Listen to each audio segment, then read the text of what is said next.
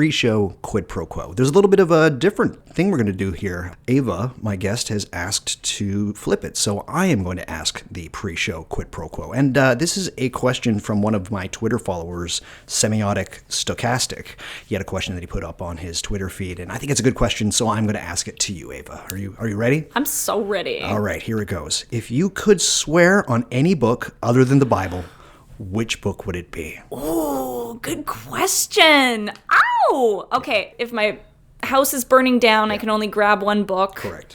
It's my personal copy, and it's because there's so much meaning into it, but I would have to say the Kabbalion. Really, the Kabbalion? It's because it's my personal copy, and I've dragged it with me everywhere. I hate that. That definitely qualifies. There's so much love in that book. Yeah. It's been around the world with me. It was my introduction to this world. Got it. It has an inscription from a person I loved very much. Aaron, hi. There you go. Hi, Aaron. I still have the book, yeah. And, it's been with me to Prague. It's been with me to many, many places. Nice. And it's been a great conversation starter for a lot of people. The answer is the Kabbalion by the Three Initiates. But not by the Three Initiates. Produced in 1908 by Yogi Publishing. There we go. Out of Chicago, Illinois. Yeah. Great answer, Avaah. Thank you. I have to put it on with the disclaimer that it's only that one specific copy. Got it. And not that book in general as a gifting item. If it's that, then I would say I really love anything that William Mistale writes. Okay. He doesn't have a physical book, but I point them to his essays. Right. And what he writes about. So amazing. Yeah.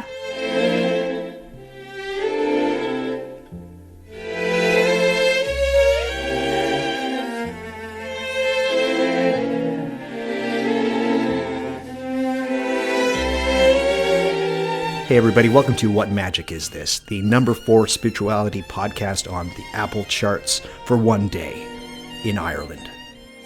Fuck yeah.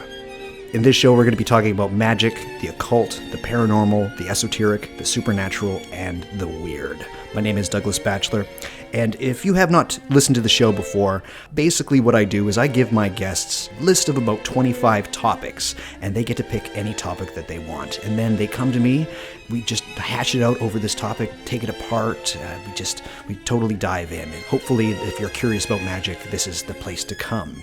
My guest today would be Avaah. Avaah is an actor or actress. I've known Avaah for a very long period of time. She's a wonderful person. So thank you for joining me, Avaah. Thanks for having me, Doug. Yeah. You are also a wonderful person. Oh, stop it. So yes, Avaah, you've picked a very interesting topic, a very broad topic. I know you wanted to pick something more familiar to you, and I said, no, this podcast has got rules. We have to stick to the rules. Rules are there for a reason. Yes. And you said, let's take meditation, because that is a very broad topic. And I said, perfect. And this is a very good topic to get out of the way somewhat early. I'm just going to start this podcast basically by reading from the book, The Sorcerer's Secrets by Jason Miller. Jason Miller is a contemporary magician. He makes his life teaching magic. And he says this in The Sorcerer's Secrets: if I had to give up all magical and spiritual disciplines except one, I would happily ditch every invocation, spell, and exercise that I know in favor of simple meditation. Meditation is the key and will assist you in any other systems of magic or spirituality that you ever engage in. Indeed, it will assist and enhance just about any human endeavor whatsoever. I cannot stress its importance enough. So that's from Jason Miller. I have to say about meditation, and specifically for this episode, I have to get this out of the way. This show, we're going to focus on the occult side of meditation. I'm not going to talk about Buddhism, Hinduism, Taoism, etc., too much, merely due to the fact that there's just so much to talk about. It's just way too much, and there are podcasts specifically about meditation in these religions or in these traditions. There's also even occultists and magicians that are way better at me at talking about such matters. People like Jason Louv or Jason Miller, who I've just already mentioned. So again, we're going to try and focus on the Western Esoteric Tradition and meditation, whatever that is.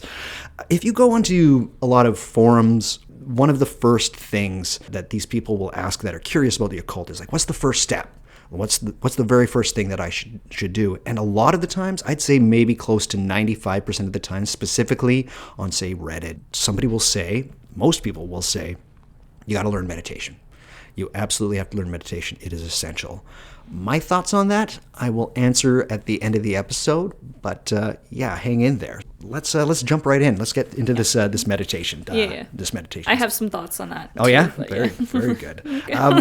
Should also mention that you are not unfamiliar to the occult. Or the esoteric. Yeah, so you have a bit of a, not a secret, but you say that you were younger and you used to see spirits, and even to this day you still see spirits. And Franz Barden's work is apparently very... You brought several copies of his books. The Key to the True Kabbalah. Exactly. I brought the Czech versions, because I used to live in the Czech Republic in Prague, and Barden spent a lot of time there, and I was very influenced by a lot of alchemical processes and hermetics and stuff, and specifically Franz Barden, who's like strangely well known, but then also completely not known in those circles. But I went to like Trigon, which is the bookstore that printed all the, like, illegally printed everything during communism. And they had in their used book section the Czech versions of these, which is actually a translation because Barden wrote them in German originally, I believe. So amazing. And would you say that you dabble in the occult, or is it like a lifestyle for you? Is it? Well, it's a bit of both. It's so integrated into my lifestyle, but I'm not a stringent practitioner. And being an actor, like, I tend to get a lot of content that deals with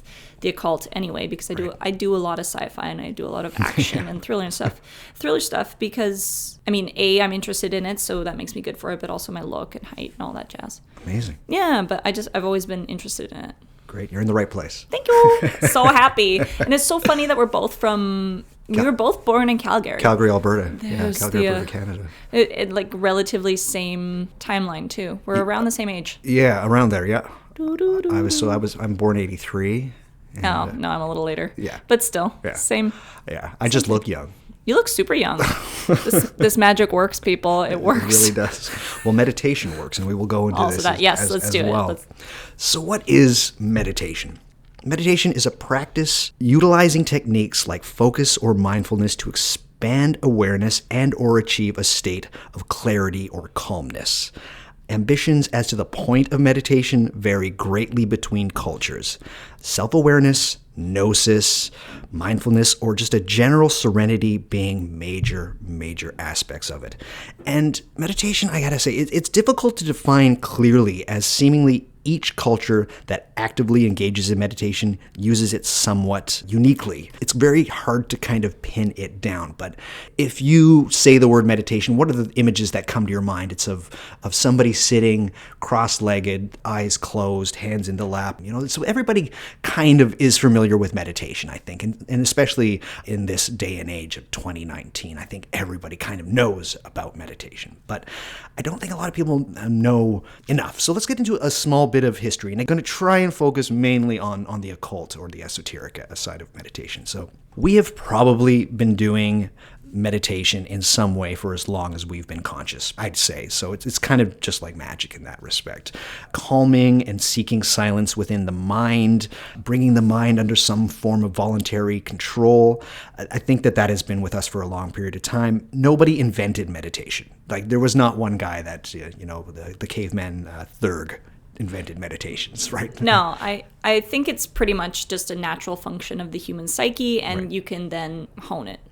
And this makes me feel different. Yeah. And somehow better. Yes. Me might do this more often. Yes, exactly. Right? That kind of thing.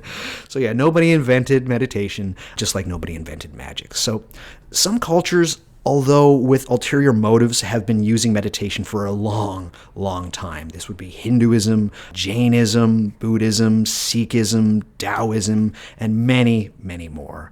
In the West, and in regards to esotericism, we gotta kind of start with Egypt, specifically dynastic or pharaonic Egypt. It's kind of known as like the birthplace of magic. It has to be. They built the pyramids. How do they do that kind of thing? What's unfortunate is that we cannot say that a recognizable practice of meditation as we know it now was practiced in dynastic Egypt, unfortunately. Although there are many books and many orders in the last 150 years that would say otherwise. Unfortunately, the evidence is not exactly there completely. We don't know. The same can also be said of the ancient Greeks. They had something kind of similar called incubation, in which there would be rooms built. They wouldn't have windows, and they would be locked themselves in their room for days, sometimes with no food, and they would achieve visions or dreams. It's kind of close if you bend the rules. It can kind of be meditation, but something that is somewhat synonymous with the occult is Hermeticism. The Corpus Hermeticum is kind of the Bible for what is the occult or esoteric tradition / religion. It started in Egypt after the death of Alexander, who had conquered Egypt earlier. One of his generals, Ptolemy, came to rule over Egypt, and they needed a religion that would, to the people from the Mediterranean, would look Hellenistic and Greek, but to the people that they were ruling to the south, that would look somewhat Egyptian. So they came up with Hermeticism.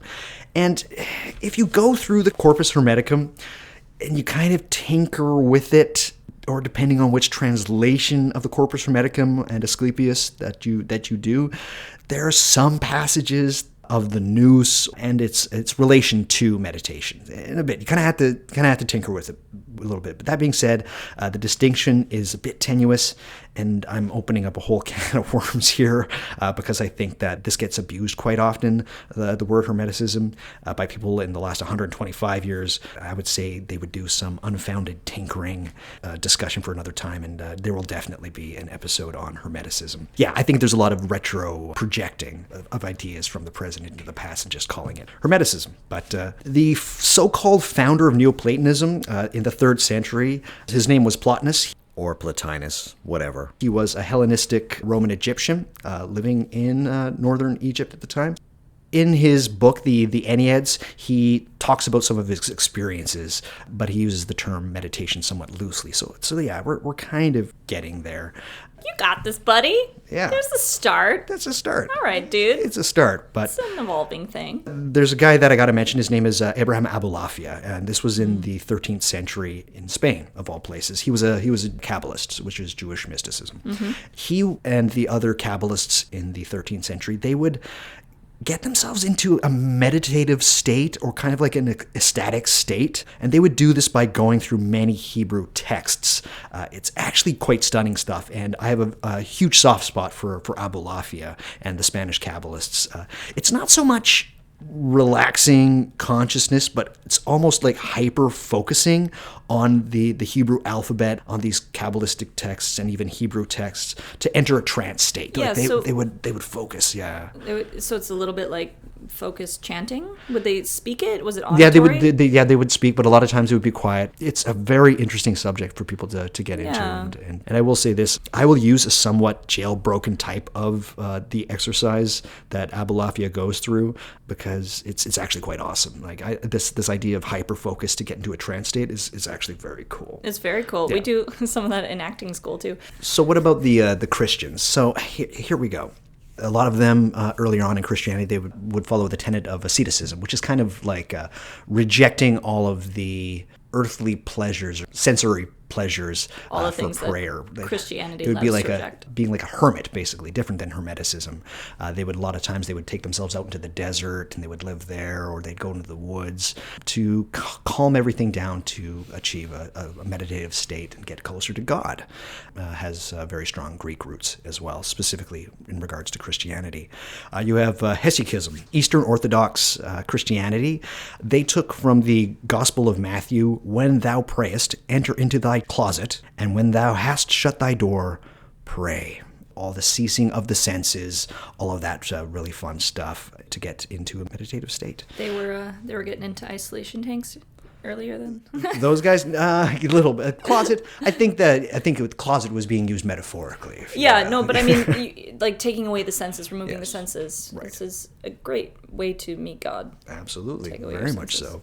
In the 15th century, you have Ignatius of Loyola. He was the co-founder of the Jesuits, and later he became Saint Ignatius. He basically created a form of Catholic prayer / meditation exercises that are still practiced to this day. Also, strangely, in Spain, you have Teresa of Avaah. She was a 16th century Carmelite nun. I talked about her somewhat briefly in the Astral Projection Soul Flight episode. Wrote the book The Interior Castle. She would meditate and pray. She created this whole world. It is really great. And here's the thing. There's some strange stuff that happens in Spain. A lot of these figures that I've talked about seem to come from Spain, and I know I could probably find these sources, but if anybody listening has more on this strange, how Eastern influences or traditions drifted in, probably would be through Byzantium into Spain. I'd like that. So if anybody has some of that information, I think please send it my way, because I find this stuff very strange. Something was happening in Spain over these centuries that this kind of information became so prevalent there. So how does meditation works? How do it work? How work it does. How work it does. How meditation. It works. In its simplest terms, sit down, shut up, follow the breath. So that's it. It's also kind of hard to talk about how it works because everybody has a different idea as to how to do it and how it works. So I'm just going to preface this by basically saying I've been meditating on and off for the last 14 years, basically for almost as long as I've considered myself a magician. Some days I don't do it, and sometimes I've hit rough patches, but I'd say over the 14 years, of 365 days of the year, I probably meditate 300 of those. So it's not so bad. I can't really give you a step-by-step process, but I'm just going to tell you kind of what I do, and this is going to be very, very basic. So either in a chair or on the floor, cross-legged, I have my eyes open. It's not staring at anything particularly. I'm just taking in the environment. Any sounds that come in, I'm not focusing on the sounds. I'm just kind of letting them appear and drift away. I don't hold on to any of these sensory things. Just let them go on their own way. I take in the sensation of contact with the floor. Either if I'm in a chair, it's my feet, or if I'm sitting on the floor, it would be my bum on a pillow or something like that. Just kind of ground myself a little bit. I start getting bigger breaths. I kind of breathe in, hold it for a bit, breathe out, hold it for a little bit. Some people say that you should breathe in through the nose and out through the mouth. I just breathe in through my nose and out through my nose. That's kind of it the whole time. So after that, I will close my eyes. I'll just slowly let them close. And I start at the top of my head and just kind of go down through all the limbs in my body, just kind of recognizing that they are part of my body, feel them as part of the whole. Once I've calm myself and my body down, I work on my breathing. And it's not about focusing on the breathing, it's just the awareness of the feeling of breathing. And this is a very important distinction. I think a lot of people say that they have to concentrate on my breathing. I'd say just kind of be aware of it. Just stick with the breathing. Don't be one way or the other of it, and don't focus on it. I think just kind of be aware of the breath going in, the breath going out. I find counting helps a lot. Counting, yeah. When you breathe in, 2, 3, 4, out. When I was starting out, that was very helpful. 5. Yeah, so if you're just starting out, and like also if you need to come back to it after, if you find your mind wandering off. Oh, yes. It's very good. Speaking of that, other thoughts will come up as you do this all the time. If you're starting off with meditation, it's going to be like a runaway train. You can't stop these thoughts, but just kind of notice them and then bring the attention back. You don't have to slap yourself on the wrist or anything like that. Just acknowledge them. Hey, thought, how's it going? I got something to do. I gotta come back to the breath and stay there. Another analogy, like a visual representation, is like your thoughts are actually a train and they're going at 80 miles an hour, down the track. So you can't just tell them to stop. You'll crash the train. Exactly. So you got to let it slow down, stop, and then if you want to take it in another direction. So just be patient with yourself. It's an evolving process. Exactly. And it's going to be different every day that you do it. And don't get discouraged if your mind is going off. I've been doing this for 14, 15 years, and I have days where it's just the worst. I can't focus on the breath. And then the next day, it's like, I'm back to easy peasy. I'm just like, man, I'm the best at this in the whole world who's ever lived. So that's a very yogic way of looking at it too, because they talk about every day you come to your mat, it's going to be a completely different practice. Even if you're doing something like Bikram or Moda, as I think they call it now, Moda yoga. It's no longer moksha, it's Moda. Oh, okay, got it. Same series of movements, but every day it'll be different. Yes. Eventually, if you keep up this breathing and you're just following the breath, again, not concentrating on it, just following the breath, it will lead to something different.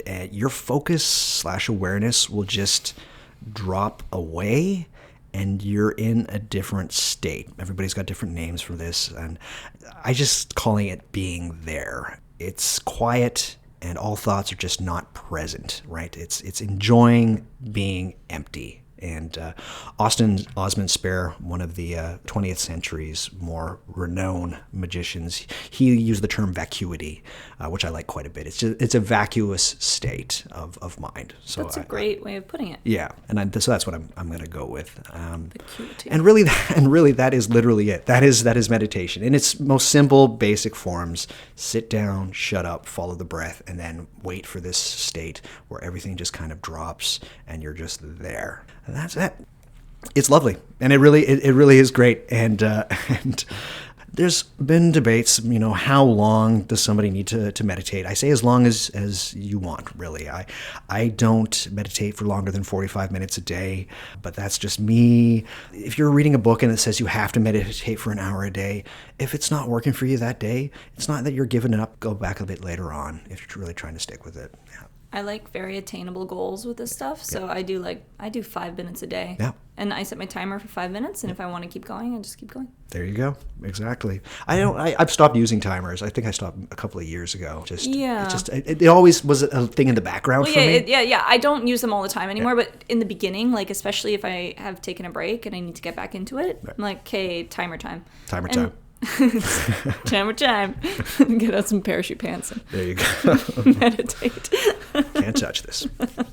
I use meditation as a preliminary launch pad into other magical techniques such as trance states, invocations, active imagination, that kind of stuff. And it's incredibly useful in this regard. And that is why, as Jason Miller says, it is very, very essential. And I definitely agree with him. So why do meditation?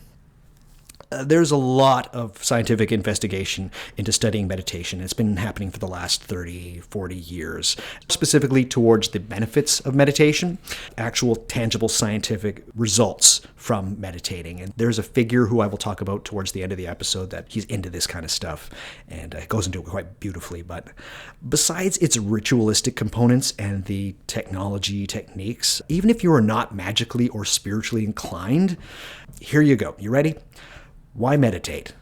It lowers blood pressure, it boosts the immune system, lowered cholesterol levels, reduced stress and anxiety, reduces, and some say completely obliterates, depression, reduced irritability and moodiness, general feeling of vitality and rejuvenation, increased emotional control, increased confidence.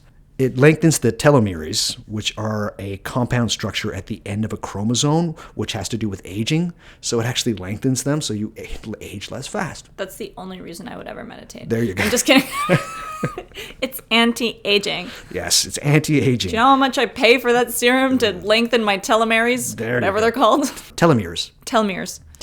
Do you know how much I pay for the serum to lengthen my telomeres? There you go. You can get it for free in meditation. Absolutely. Jeez. It also improves metabolism, and it improves concentration. This is probably my favorite. It increases imagination and helps vastly with dreams and dreaming. And everybody who listens to this podcast knows I think dreams are incredibly important. I'll put it this way. It is simply one of the easiest things you can start to do at this very minute to improve your life, just like exercise. Please do both. The upside of meditation is enormous, and it seemingly has little to no negative aspects. So meditation in this day and age. We're now at the tail end of 2019. Meditation in the West seems to be all about one thing specifically, and this is called mindfulness. We can kind of trace this back to one dude. His name is Jon Kabat-Zinn. In 1994, 2 books were published by him, Mindful Meditation for Everyday Life and Wherever You Go, There You Are. Can I suggest these books? In a way, I guess so. They're all right. Wherever You Go, There You Are. It's an interesting read. It's good, but you can kind of see everything that we have now from this book, just the reliance on mindfulness. And what is mindfulness? It is maintaining a moment-by-moment awareness of our thoughts, feelings, bodily sensations, and surrounding environments. It's about being present and mindful. And that the more you meditate in this mindful way, the more attuned you will be to this awareness. So this is where a lot of the meditation retreats come from. I'm not going to knock meditation retreats. the people that think that it's a bit of a cure-all is like, I just get away for 5 days to a meditation retreat and then everything's fine when you come back. It's like, well, you should maybe keep up the meditation after you come back. That sounds like a vacation. Yeah, you just took a vacation and sat around, man. Like that's okay. I think whatever helps people, but I think it's not like a one and done situation. It's a daily thing. Exactly. The Compound Effect is another book I would recommend. Compound Effect. Yeah.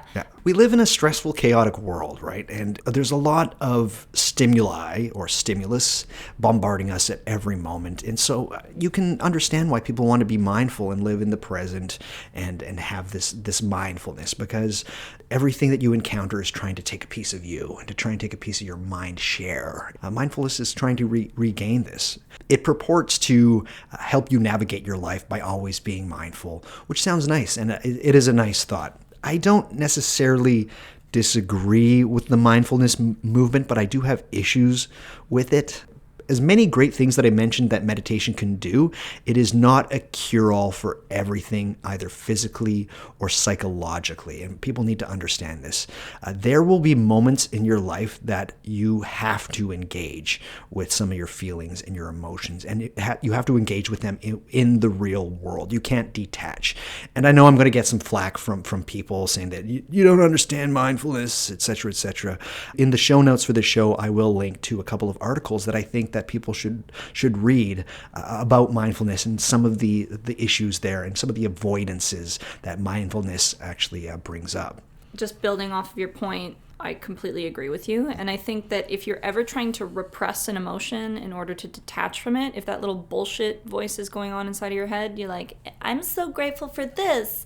My life is going well. Da da da. It's almost like you're like white knuckling, trying to keep the car on the road when that's not the point of this at all. The point is to eventually you want it not to bother you, but it's because you've done the work in order to get to that point. If it's still bothering you, you have to acknowledge it. It's a step in your journey. And I think the main word to use here is engagement. Engagement. And a lot of people think that engaging, well, I'm just engaging in my mind. It's like, well, you also have to engage with the things that are happening in your environment. In your environment, yes. Like if you have no money in the bank and you're meditating on getting rent for tomorrow in your bank account. Like this is an extreme example. Right. I mean, not saying somebody can't hand you an envelope full of cash while you're walking down the street. Happens to me all the time. All the time. And it's never mafia related. No, never. But maybe you should go get a job or take a look at some of your spending habits or those kinds of things. So like a lot of mindfulness has led to essentially lack of accountability. Mm-hmm.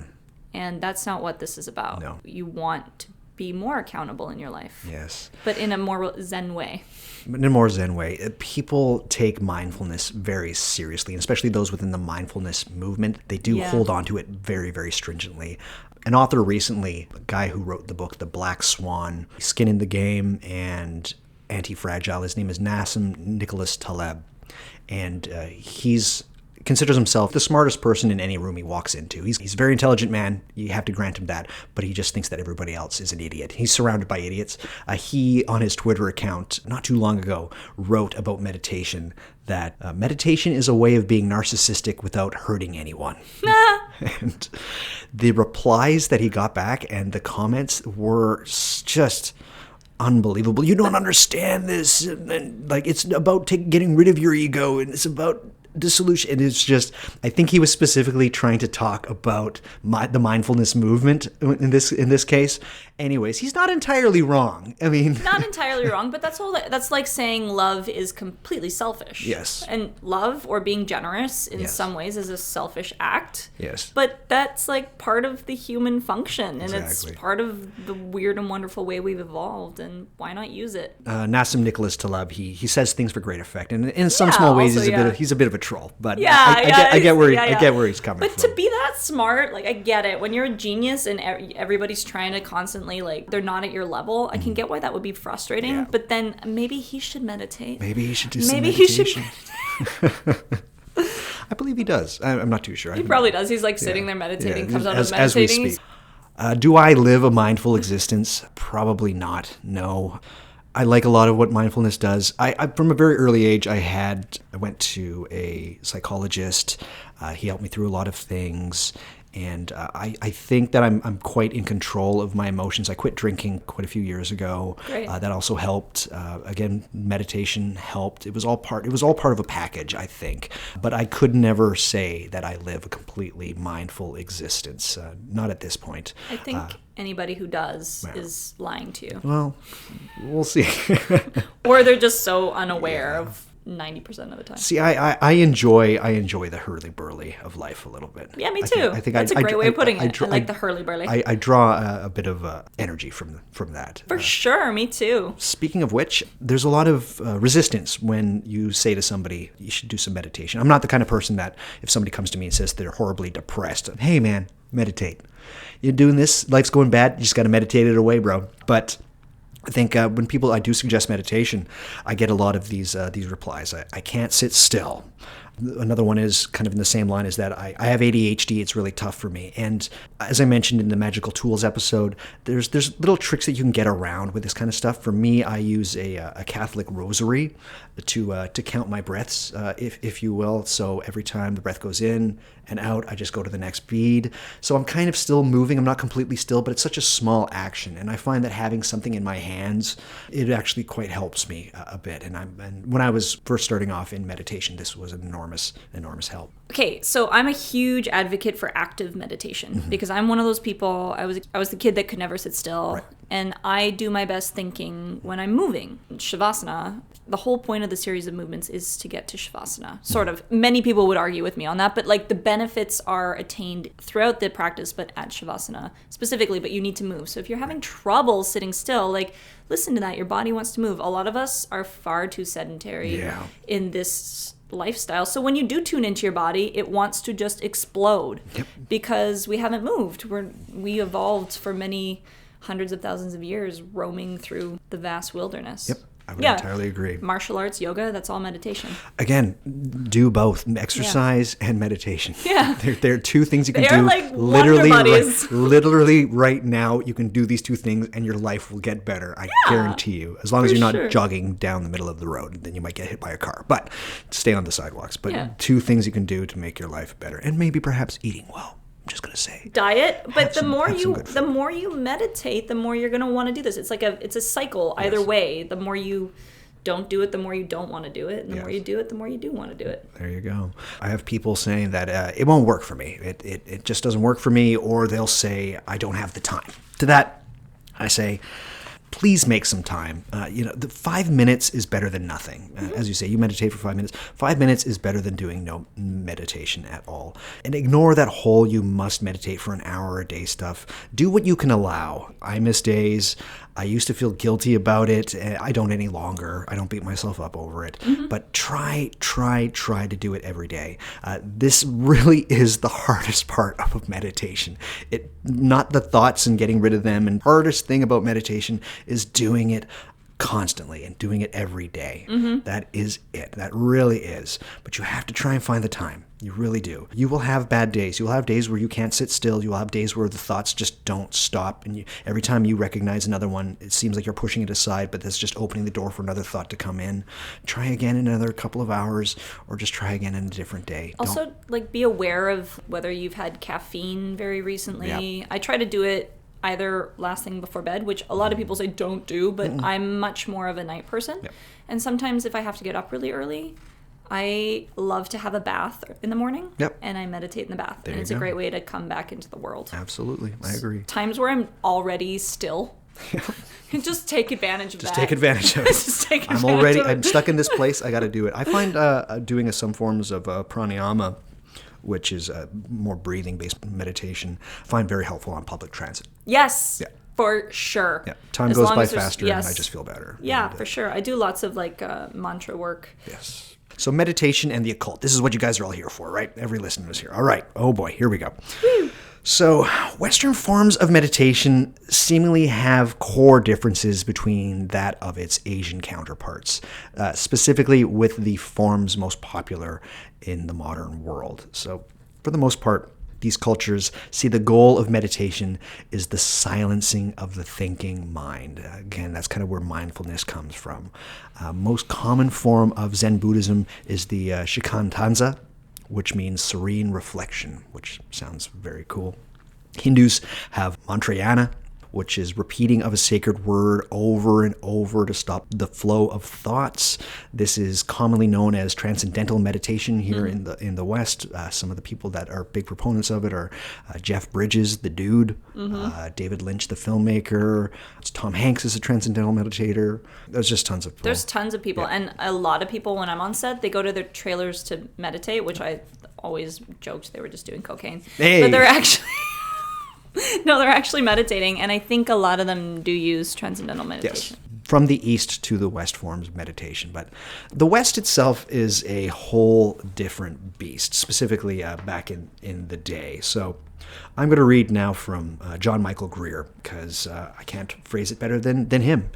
He's an occultist, Freemason, very interesting guy. He says this: in most Western meditative practices, by contrast, the goal is not to silence the thinking mind, but to take control of the thinking process and use it as a vehicle for higher states of awareness.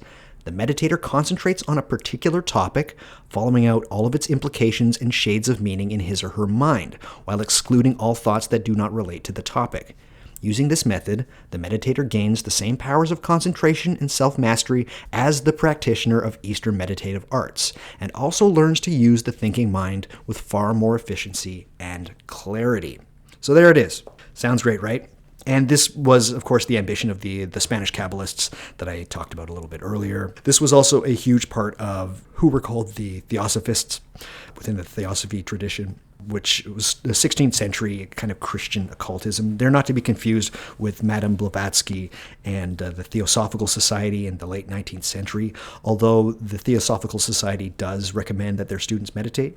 I got to bring these guys up again. The Hermetic Order of the Golden Dawn. And they have this form of meditation. They use it quite a bit in conjunction with the Kabbalistic Tree of Life and the Sephiroth on the Tree of Life. And you kind of use your meditate on different aspects of that, different aspects of the tarot cards, different aspects of the elements, air, water, earth, fire, spirit, that kind of thing. And of course, one of the students of the Hermetic Order of the Golden Dawn was Aleister Crowley. He was huge on meditation. In fact, he's got some interesting stuff to say about meditation. If people are interested in more Thelemic or Golden Dawn systems of meditation, I try to tell people to look up a book called Living Thelema by David Shoemaker.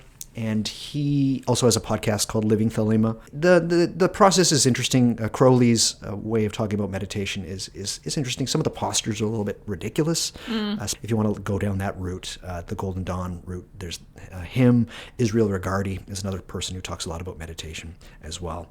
Suffice to say that this Golden Dawn / Thelemic insistence on meditation looms very large over modern occultism. And a lot of this is entering into a meditative state to use visualizations.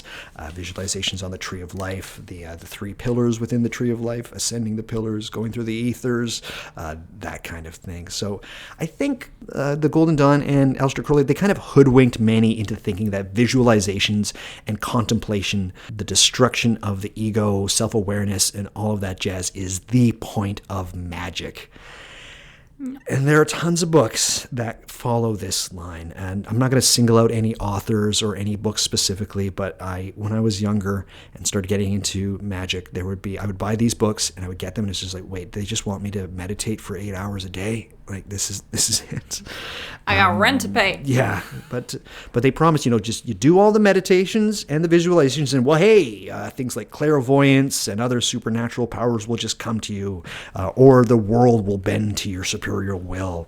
Spend all of your time meditating. Your holy guardian angel will appear and guide you from there. That's a huge oversimplification, but yeah, they just say do this 8 hours a day, do it for 6 months. Like that. That's all. This is a huge slice of modern magic. Clearly, these people were not living downtown Toronto. No, not like me. No. And this is also why a lot of people are directed to start meditation first, so that you can get to the eventual visualizations and astral travel, which I'm a fan of in a way, but I do not think that is the point of magic. No. While I try to stay away from the whole there's only two ways of doing things, left-hand path, right-hand path, that kind of stuff, black magic, white magic, there certainly seems, from what I can see, there seems to be a real divide within practical magic. And there's magic for visualization, contemplation, which kind of toes a Neoplatonist line there, self-actualization to become part of a monist something, these higher levels that you can aspire to. And then there's the other divide, which is spirit contact, engaging in real life, digging into the dirt, ancestors, grimoires, Goetia, psi effects, dreams. And although they're not mutually exclusive, some of the times they share things with each. Again, active imagination is a lot about visualization as well, as is astral travel and soul flight. But yes, they do share aspects of each, but I dislike the idea that you could achieve all of this simply through meditation. It didn't work for me. I know very few people that it does work for, that they can achieve all of their goals within the world simply by meditation. And again, I just have to ask, are you contemplating or are you engaging, right? Where do you get your meaning from? I think you get bigger meaning from engagement. A ton of this I'm probably going to hash out when I do an episode on Neoplatonism, but I find it a troubled metaphysics in regards to magic, and one that needs to be removed or just kind of shaken off. This might sound like a bit of gatekeeping, but I'm going to go there. Dissolution of the ego and or self-actualization as the point of magic, or some kind of wayward psychology, that's all that magic is. I hope not. Just to me, at least. Yeah, I really also. do. Yeah.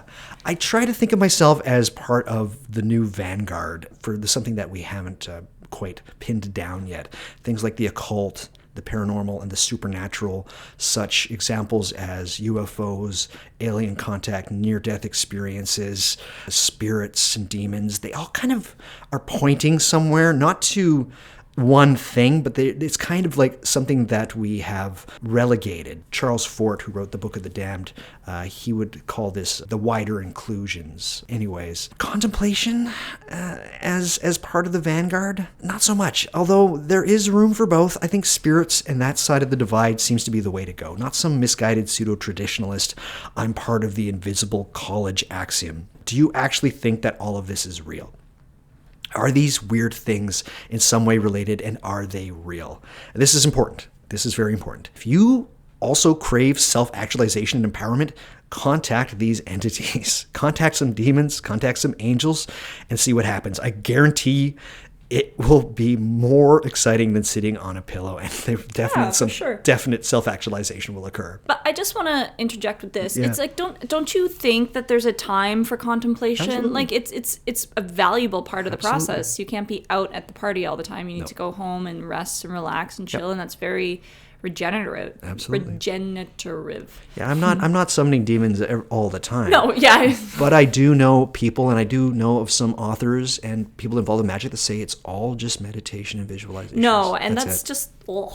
Yeah. So basically what I'm hearing from you is that either extreme is not good. Yes. You want a good, healthy balance. Healthy balance of both. A balanced diet of magic. There you go. Contemplation.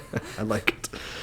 3 servings of contemplation. We'll call it Special M. Special M. Special M. Special M. Like a cereal, pull some into a bowl. Yes. But I just want people to realize, though, that I do think magic is real. It seems to be the thing that the universe runs on, at least to me. And these other strange phenomena that we're unable to explain are all part of it in some strange way.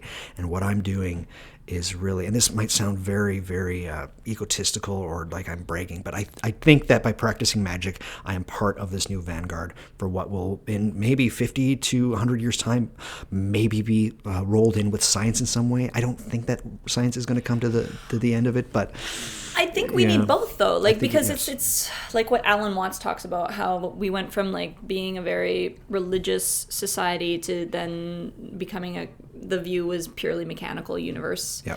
And now, like, neither one is true. It's again like neither one is true, but both are. Yes. You know, so I think magic points us in the right direction of that. I think so. And we've been sort of like fumbling around in the dark, but for a long time. Yes. And it's coming to light. Like I think science is going there, and there is a lot of funding happening for it. And especially with it's getting better. And the fact that we're kind of a tangent, but very much in the same thread of meditation, is the fact that Oakland just decriminalized basically all entheogens and all psychedelics, which I think is an amazing step. It's an amazing step. Psilocybin and hallucinogens are an amazing vector for exploring consciousness. Of course. So what do I recommend as far as teachers? If you just want to get to the nitty-gritty of meditation, especially with a science onus on it or a bit more science involved, and you don't want any of the magic or the spirituality or the woo, then I can suggest one very important individual. His name is Shinzen Young. He was a Shingon monk in Japan. He has a book called The Science of Enlightenment.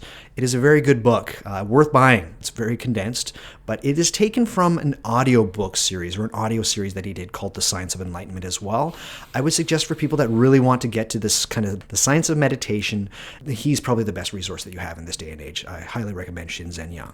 For those of you that want to get into more magic-based forms of meditation, I'm constantly asked with this podcast, where can I go from here? Or what book should I read? And I try to use more contemporary examples because I think that's people like to resonate with what's new. Mm-hmm. It's just something that we do. We like, but it does also because it's our comparison and context. Yes, this is being written out of where we are now. Yes, I think that one of the best, not the best, but one of the best that we have is a book by Aidan Wachter called 6 Ways, Approaches and Entries for Practical Magic.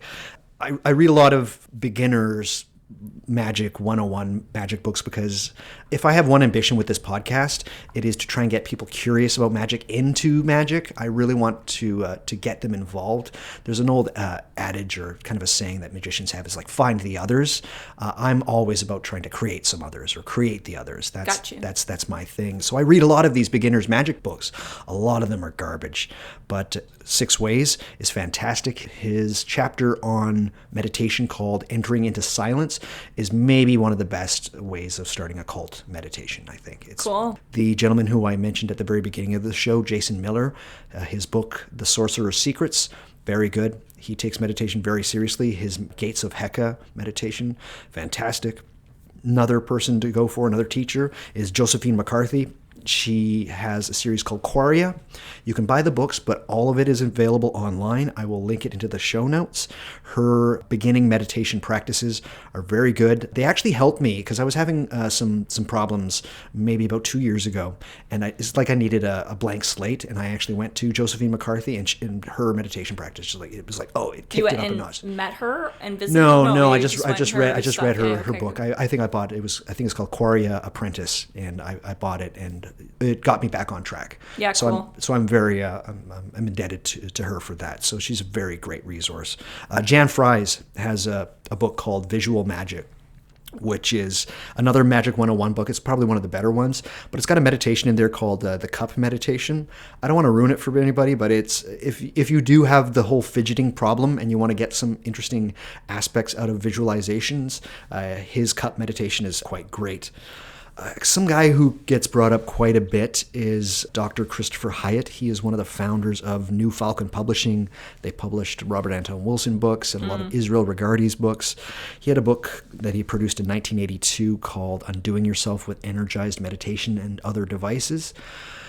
I don't know if I can truly suggest it. He tries to be irreverent and he tries very hard to be Robert Anton Wilson. The meditative practices within the book are very slight. It's a very small part of the book, but I like how he uses movement and stretching for meditation, kind of a bit more of a yogic way. Back in the day, it was somewhat helpful for me. Israel Regardie also talks about meditation a lot. He's very big into it. Some of his resources are very good. I was obsessed with Israel Regardie for maybe about 8 or 9 months, and so I was just reading a lot of his works. And any book that he did an introduction to, I would read. And one of them is a book called Inner Guide Meditation by Edwin Steinbrecher.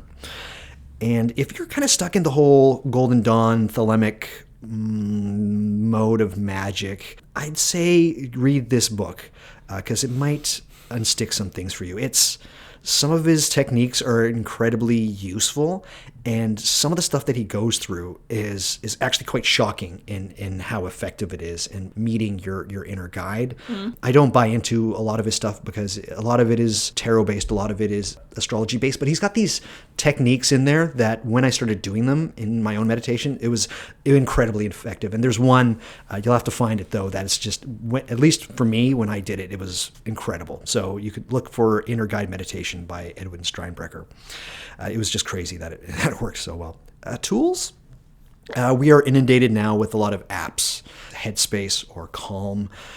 I'm not big into it, but if you do have to get something like a guided meditation that you can listen to start getting into meditation, I would suggest Insight Timer. It is free. You don't have to pay for it. I don't like people paying money for this kind of stuff. It's a bit much for me. I have some great resources if you Absolutely. like just going on, because I'm a fan of guided meditations as well. I really like them. They activate your imagination, which is part of meditation and part of magic, a huge part of it.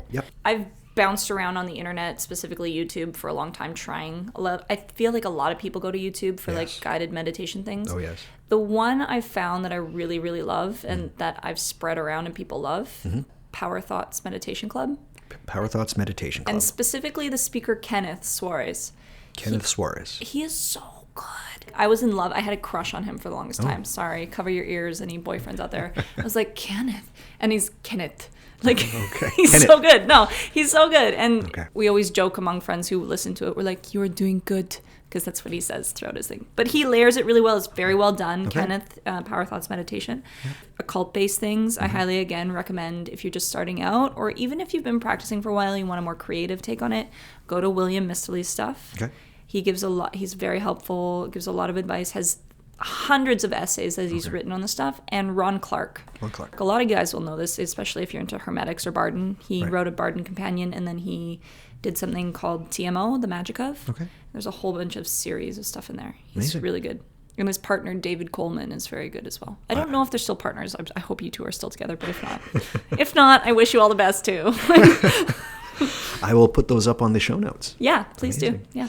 Some other tools. For myself, I go to a Korean spa in the city. Behave yourselves, everybody. It's a spa.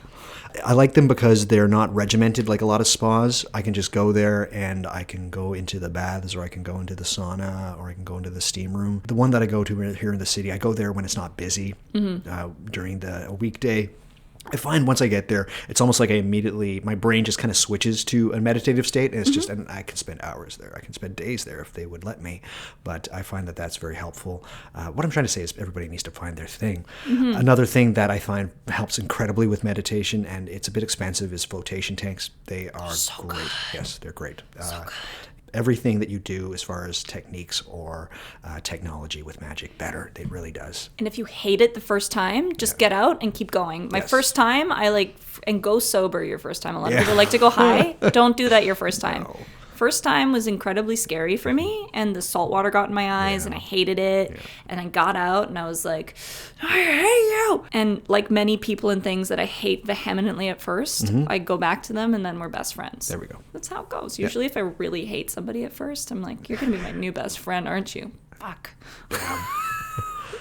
No, they're the best. And usually they have a beginner's package. True. And building off of that, if you're on a budget but want to do something, normally yoga studios will have like an introductory month offer, and it's a great way to kickstart any meditation. Absolutely. Yeah. So we're coming to the end here. Some final thoughts. The question is asked, do I recommend meditation? Obviously and emphatically, yes. It is essential, even if you are not into magic. I think everybody should meditate. So is it the first thing to do as a magician?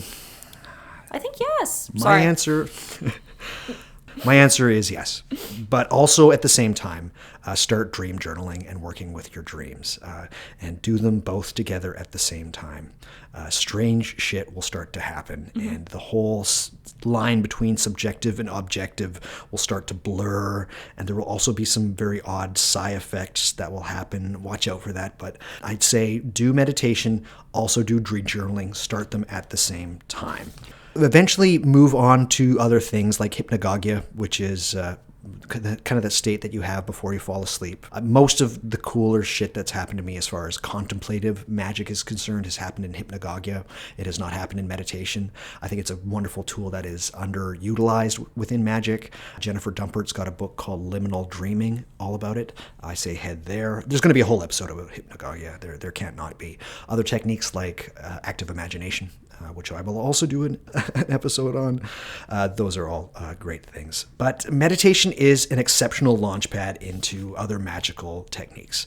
And that is why it is profoundly essential. What helped me with meditation was viewing it as a sort of warm-up, like before you get into magic. Yeah. So that's how it sort of fits in for me, is it's my warm-up, it's my light jog, or it's my sort of stretching and stuff before I really get into it. Yeah. For anybody who is interested in any of this stuff, you should also listen to Alan Watts. You put on Alan Watts, and he's just such a friendly, nice, intelligent guy who was really on the forefront of bringing this philosophy to the Western mind. Down the Waterway is just an unbelievable book. It's amazing, and he's very accessible on YouTube, all of his stuff. So just Google him, and I put on a lot of his lectures when I'm in the bath at night or just laying on my bed, and I just love him. His voice is so calming. He's like a nice father figure, like, you know what I mean, of magic and meditation and all this stuff, you know. So and he knows a lot. Resource. Yeah, he's a great resource. I entirely agree. Yeah. Just like with magic itself, this is all part of your journey. Find the things that works for you and then go from there. If something that you've read and you've tried doesn't work, try something else. The hardest part is doing it every day. Please try. It's about building your journey and your story. And that is maybe fundamentally what this podcast is trying to tell people as far as magic. Please find what works. Do it. Adapt if things start becoming stagnant. But move forward with things, and it's about your story. More than anything, be kind to yourself. Mm-hmm. Be kind to yourself. Don't beat yourself up. Stick with it. Be kind to yourself, and meditation will be kind to you. And that is the episode on meditation, Ava. Yay! I want to apologize to everybody. You probably didn't get what you thought you would from this meditation episode. Maybe they did. Don't apologize. They did. I have to admit, there are other people that are way better and more directed in regards to meditation and the occult than I am. Find them. I've mentioned some of them. But, I hope that everybody enjoyed that episode on meditation. And that's the end of the show. Anybody's interested, head to whatmagicisthis.com. There you will find my links to Twitter, you will find Instagram, and you will find Facebook links. Also up there will be some show notes. There will be a lot of show notes for this episode. There will be some of the things that I brought up and also some of the things that Ava brought up on there as well. Also on my webpage, you can find out ways to subscribe on iTunes, on Google Play, on Stitcher, on Spotify, on TuneIn, on Radio Public, iHeartRadio. If they've got podcasts, guys, I'm there. I just recently found out that I'm on Podcast Addict, thankfully. There's a way through my website to just a button you can click that will get you subscribed on any Android device. Just click that. It's a wonderful website. Reach out to me, guys. If you've got any questions, I'm not a scary person to write to. I will respond. The response will probably be quite long. I have a lot to say. Be prepared for that. But I'm having quite a few people reach out, and I love it. That's why I'm doing this, guys, is that I really love sharing magic with the world, sharing what knowledge that I have. I really, really love that. And that's the end of the show. And now we will end the show with the post-show quid pro quo, which we're doing a little bit of a flip. So now Ava gets to ask me a question. Ava, go ahead. Okay, so you said something to me at the beginning before we started recording, and you were saying if I could take all my books and throw them on the fire, I would. Yeah. What is the one that you're keeping? The only kind of magic that I could do. Or that you would do, that you would want to do.